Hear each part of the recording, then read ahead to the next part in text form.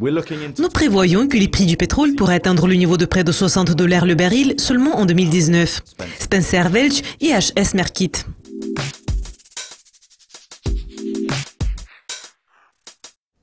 Les prix du pétrole ont récemment augmenté, mais la hausse de l'offre américaine a limité ses gains. Quelles sont vos prévisions pour les prix du pétrole pour ces quelques prochaines semaines?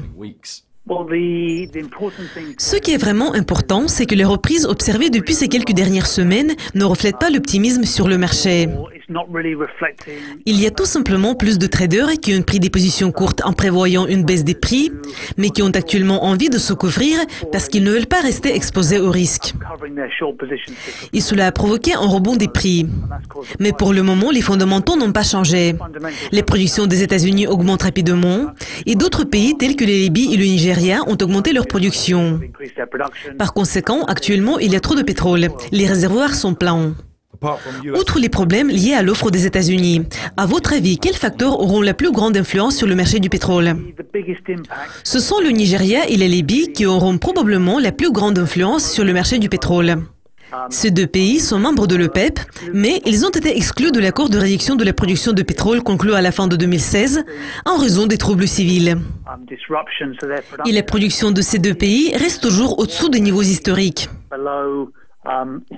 Mais au cours de ces quelques dernières semaines, les deux pays ont réussi à récupérer une partie de leur production perdue.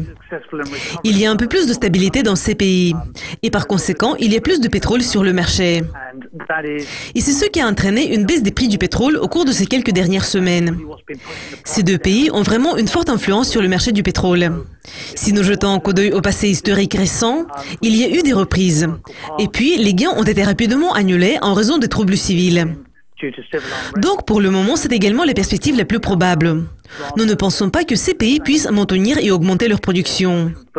Mais il est vraiment difficile de faire des prévisions. Et ces deux pays pourraient probablement avoir une influence plus importante sur les prix du pétrole dans un avenir proche.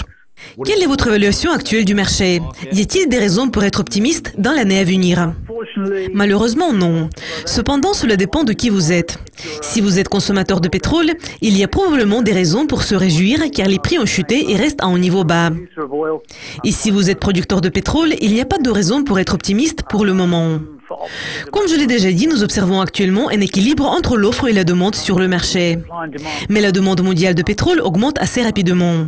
Elle augmente de près de 1,5 million de barils par jour chaque année. Cela veut dire qu'il s'agit d'une hausse de la demande de 1,5%. Donc, il y a des raisons pour être optimiste. Mais il est à noter qu'un grand nombre de pays augmentent leur production. Parmi eux, les États-Unis, le Canada, le Brésil et même la mer du Nord. Donc, compte tenu des réductions de l'offre de l'OPEP et de certains pays non membres de l'OPEP, la hausse de la production correspond à la hausse de la demande. Et donc, actuellement, nous ne nous attendons pas à une amélioration importante des prix du pétrole au cours de cette année ou même en 2018. Nous prévoyons que les prix du pétrole pourraient atteindre le niveau de près de $60 le baril seulement en 2019.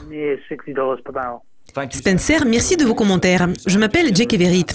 Cela conclut ce coin des matières premières. Restez à l'écoute du Coscopy TV. Au revoir.